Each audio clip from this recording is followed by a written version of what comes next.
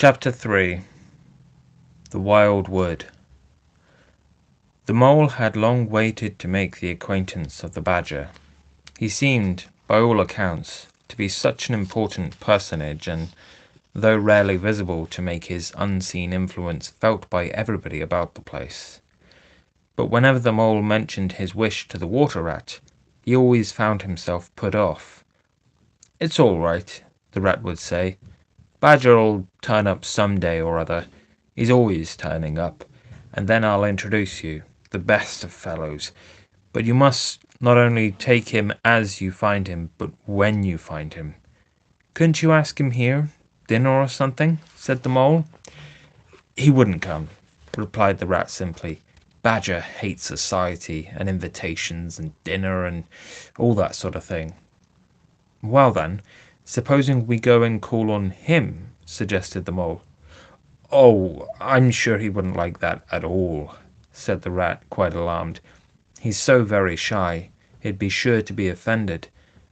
I've never even ventured to call on him at his own home myself, though I know him so well. Besides, we can't. It's quite out of the question, because he lives in the very middle of the wild wood." "Well, supposing he does," said the mole. "You told me the wild wood was all right, you know." "Oh, I know, so it is," replied the rat evasively.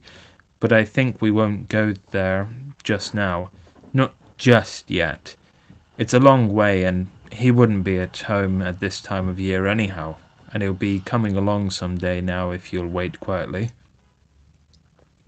The mole had to be content with this, but the badger never came along, and every day brought its amusements, and it was not till summer was long over, and cold and frost and miry ways kept them much indoors, and the swollen river raced past outside their windows with a speed that mocked at boating of any sort or kind, that he found his thoughts dwelling again with much persistence on the solitary grey badger who lived his own life by himself in his hole in the middle of the wild wood. In the winter time the rat slept a great deal, retiring early and rising late.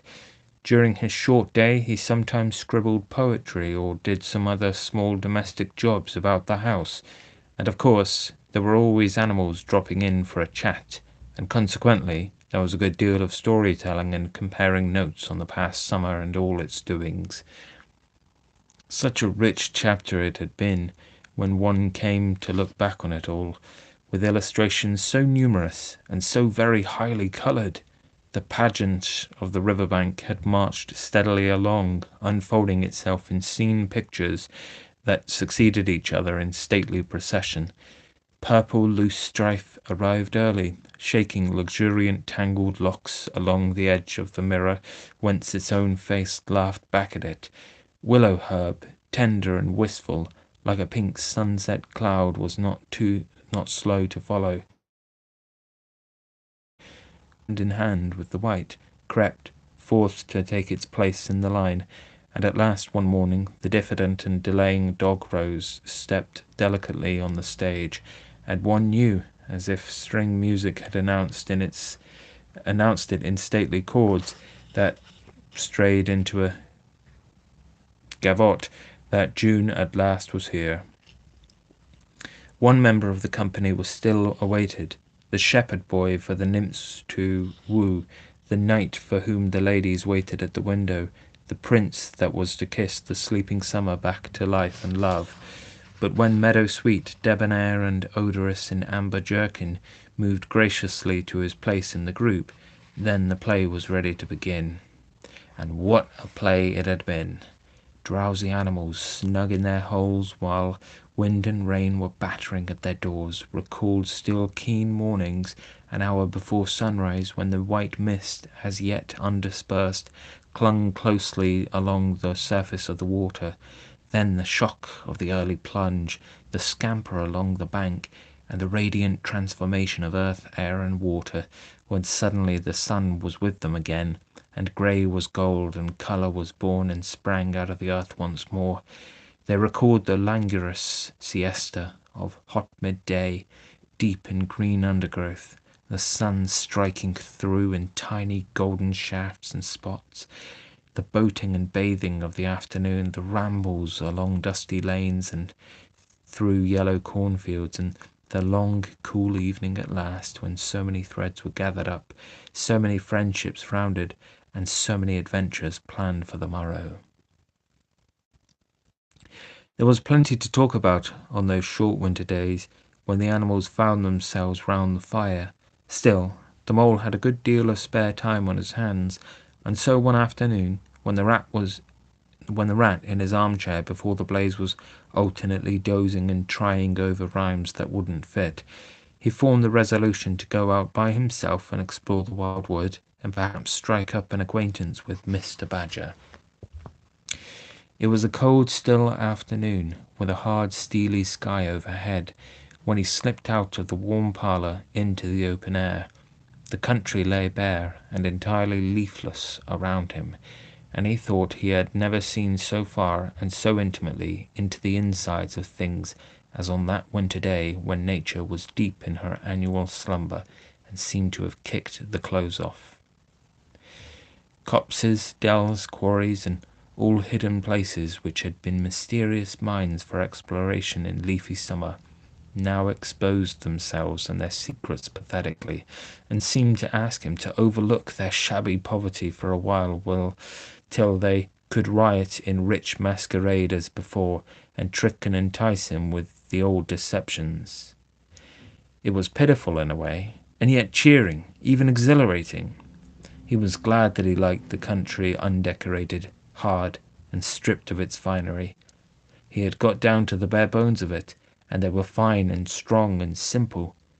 He did not want the warm clover and the play of seeding grasses, the screens of quickset, the billowy drapery of beech and elm seemed best away. And with a great cheerfulness of spirit, he pushed on towards the wild wood, which lay before him, low and threatening, like a black reef in some still southern sea. There was nothing to alarm him at first entry. Twigs crackled under his feet, logs tripped him, funguses on stumps resembled caricatures, and startled him for the moment by their likeness to something familiar and far away, but that was all fun and exciting. It led him on, and he penetrated to where the light was less, and trees crouched nearer and nearer, and holes made ugly mouths at him on either side.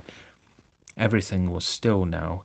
The dusk advanced on him steadily, rapidly, gathering in behind and before, and the light seemed to be draining away like flood water. Then the faces began. It was over his shoulder, and indistinctly, that he first saw a face, a little evil wedge-shaped face, looking out at him from a hole. When he turned and confronted it, the thing had vanished. He quickened his pace, telling himself cheerfully not to begin imagining things, or there would be simply no end to it. He passed another hole, and another, and then yes, no, yes, suddenly a little narrow face, with hard eyes, and it had flashed up for an instant from a hole and was gone. He hesitated, braced himself up for an effort, and strode on. Then suddenly, as if it had been so all the time, every hole, far and near, and there were hundreds of them, seemed to possess its face, coming and going rapidly, all fixing on him glances of malice and hatred, all hard eyes and evil and sharp. If he could only get away from the holes and the banks, he thought, there would be no more faces. He swung off the path and plunged into the untrodden places of the wood. Then the whistling began. Very faint and shrill it was, and far behind him when first he heard it, but somehow it made him hurry forward. Then, still very faint and shrill, it sounded far ahead of him, and made him hesitate and want to go back. As he halted in indecision, it broke out on either side, and seemed to be caught up and passed on throughout the whole length of the wood to its furthest limit. They were up and alert and ready, evidently, whoever they were, and he was alone and unarmed and far from any help, and the night was closing in. Then the pattering began. He thought it was only falling leaves at first, so slight and delicate was the sound of it. Then as it grew it took a regular rhythm, and he knew it for nothing else but the pat, pat, pat of little feet still a very long way off. Was it in front or behind? It seemed to be the first one, and then the other, then both. It grew and it multiplied, till from every quarter, as he listened anxiously, leaning this way and that, it seemed to be closing in on him. As he stood still to hearken, a rabbit came running hard towards him through the trees. He waited, expecting it to slacken pace or to swerve from him into a different course. Instead, the animal almost brushed him as it dashed past, his face set and hard, his eyes staring. "Get out of this, you fool, get out!" The mole heard him mutter as he swung round a stump and disappeared down a friendly burrow. The pattering increased till it sounded like sudden hail on the dry leaf carpet spread around him. The whole wood seemed running now, running hard, hunting, chasing, closing in round something or somebody. In panic, he began to run too, aimlessly, he knew not whither. He ran up against things, he fell over things, and into things. He darted under things and dodged round things. At last he took refuge in the deep dark hollow of an old beech tree, which offered shelter, concealment, perhaps even safety. But who could tell? Anyhow, he was too tired to run any further, and could only snuggle down into the dry leaves which had drifted into the hollow, and hope he was safe for the time. And as he lay there, panting and trembling, and listened to the whistlings and the patterings outside, he knew it at last in all its fullness, that dread thing which other little dwellers in field and hedgerow had encountered here, and know as their darkest moment, that thing which the rat had vainly tried to shield him from, the terror of the wild wood. Meantime the rat, warm and comfortable, dozed by his fireside. His paper of half-finished verses slipped from his knee, his head fell back, his mouth opened, and he wandered by the verdant banks of dream rivers. Then a coal slipped, the fire crackled, and sent up a spurt of flame, and he woke with a start.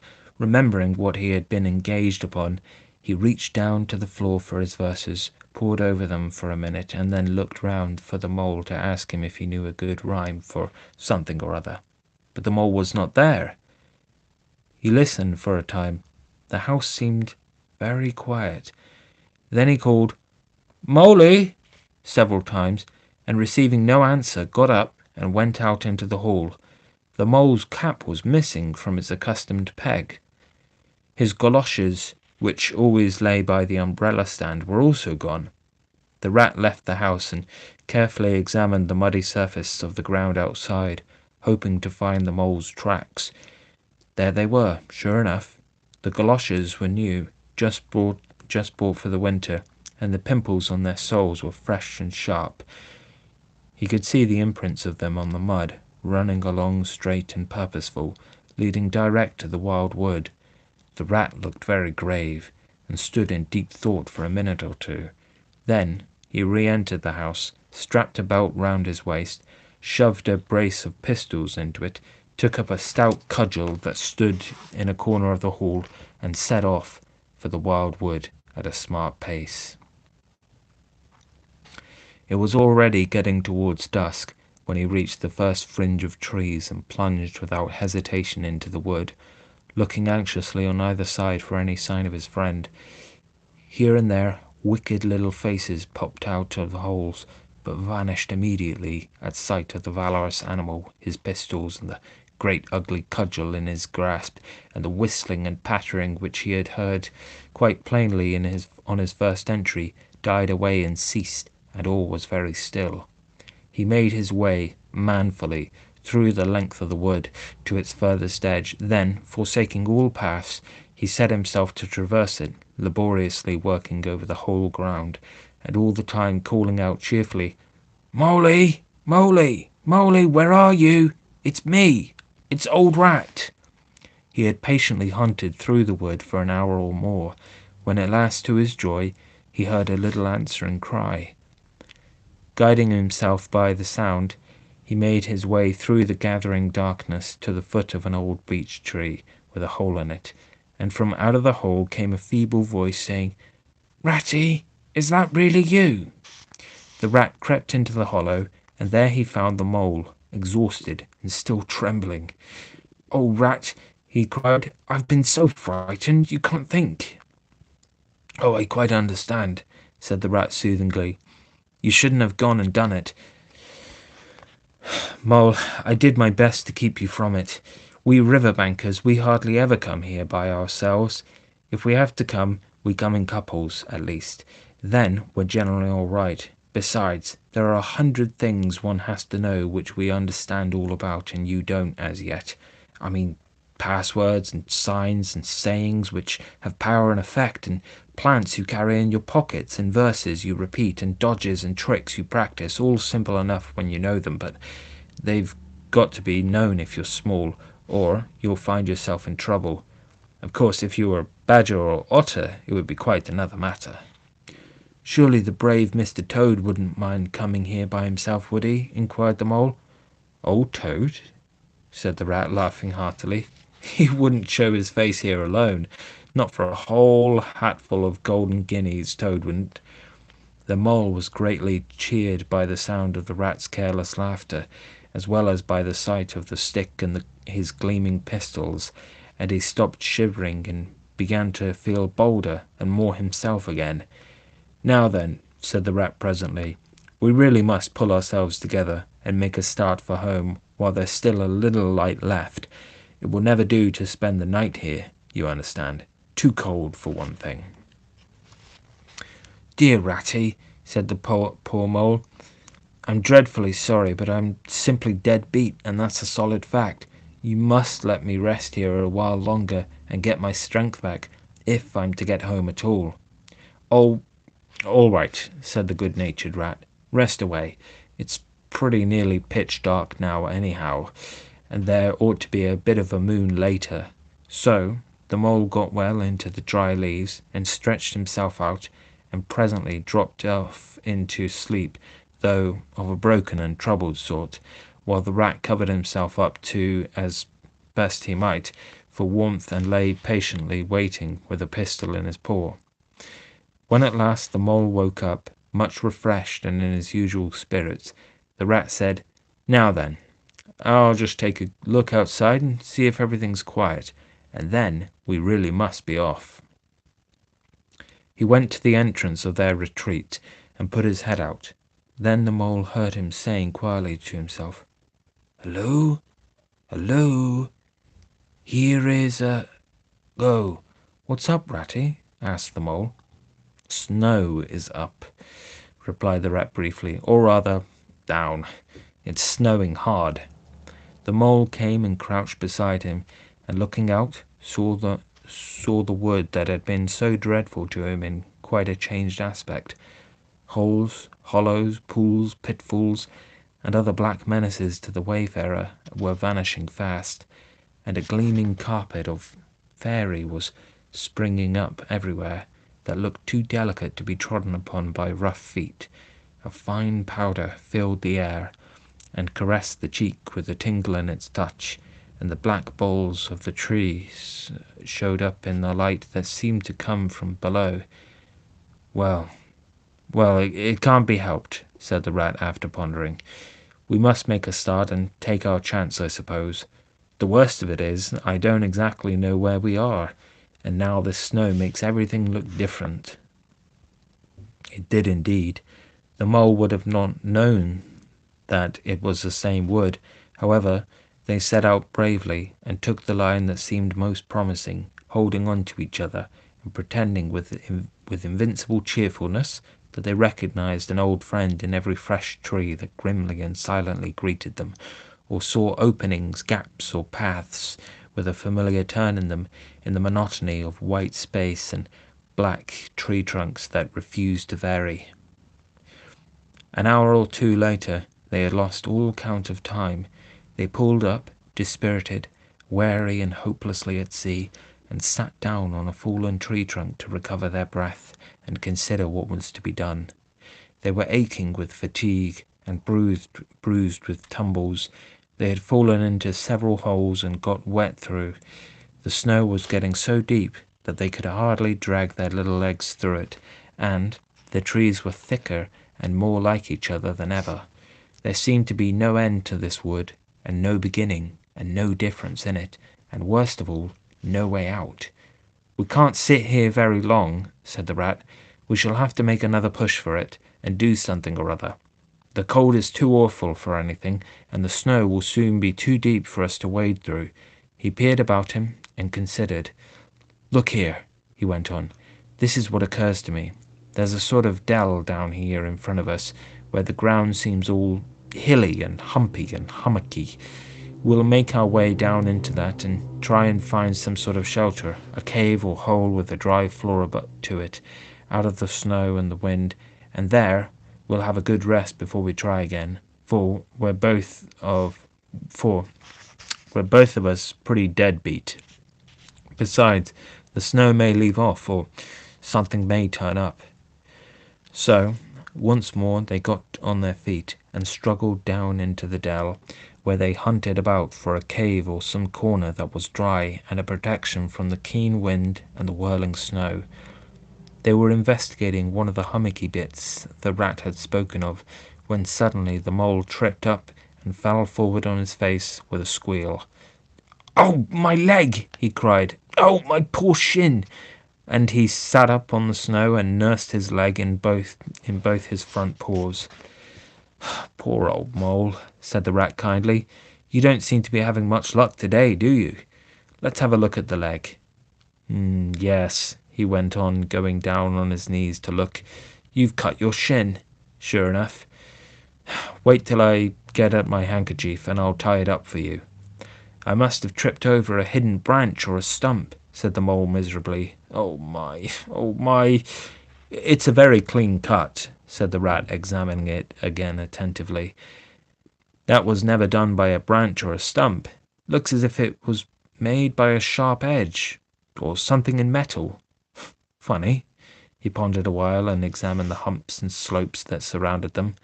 "Well, never mind what done it," said the mole, forgetting his grammar in his pain.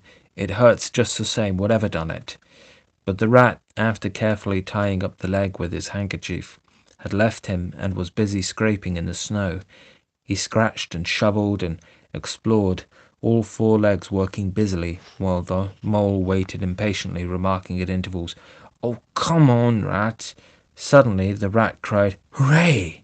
and then "Hooray, hooray, hooray, hooray!" and fell to executing a feeble jig in the snow. "What have you found, Ratty?" asked the mole, still nursing his leg. "Come and see," said the delighted rat as he jigged on.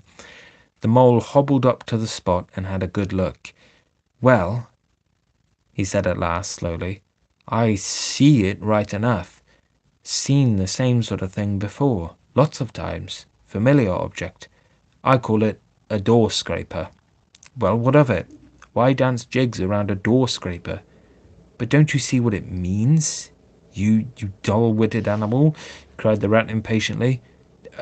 Of course I see what it means," replied the mole. "It simply means that some very careless and forgetful person has left his door-scraper lying about in the middle of the wild wood, just where it's sure to trip everybody up. Very thoughtless of him, I call it. When I get home, I shall go and complain about it to somebody or other. See if I don't." "Oh dear, oh dear," cried the rat in despair at his obtuseness. "Here, stop arguing and come and scrape." And then he set to work again and made the snow fly in all directions around him. After some further toil, his efforts were rewarded, and a very shabby doormat lay exposed to view. "There! What did I tell you?" exclaimed the rat in great triumph. "Absolutely nothing whatever," replied the mole with perfect truthfulness. "Well now," he went on, "you seem to have found another piece of domestic litter, done for and thrown away, and I suppose you're perfectly happy?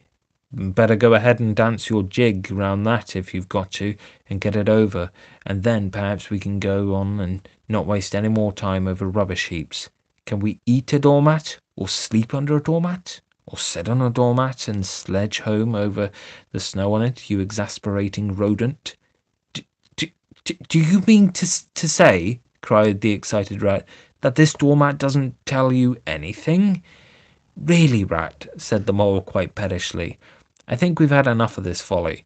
Who ever heard of a doormat telling anyone anything? They simply don't do it. They are not that sort at all. Doormats know their place.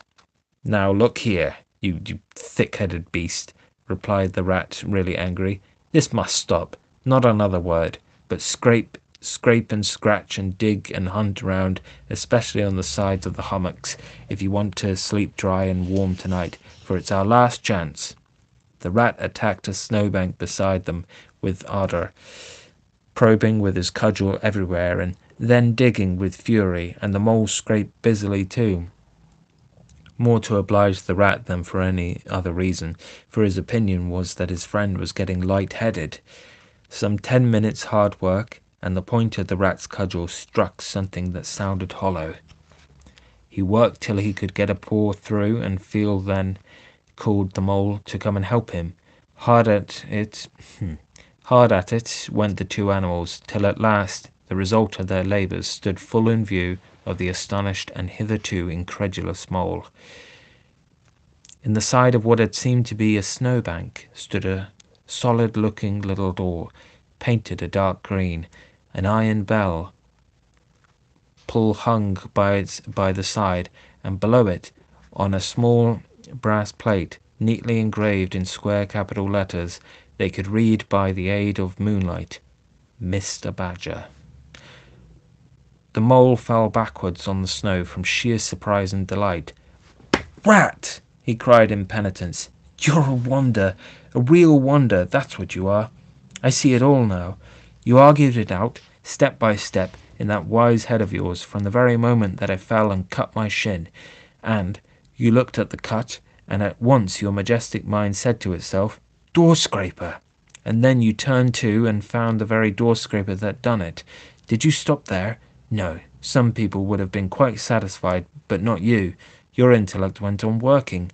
Let me only just find a doormat, says you to yourself, and my theory is proved. And of course, you found your doormat. You're so very clever. I believe you could find anything you liked. Now, says you, that door exists as plain as if I saw it. There's nothing else remains to be done but to find it. Well, I've read about that sort of thing in books, but I've never come across it before in real life. You ought to go where you'll be properly appreciated. You're simply wasted here among us fellows. If I only had your head, Ratty. But as you haven't, interrupted the rat rather unkindly, I suppose you're going to sit on the snow all night and talk. Get up at once and hang on to that bell pull. Hang on to that bell pull you see there, and ring hard as you can, while I hammer. While the rat attacked the door with his stick, the mole sprang up at the bell pull, clutched it, and swung, both feet well off the ground, and from quite a long way off they could faintly hear a deep-toned bell respond.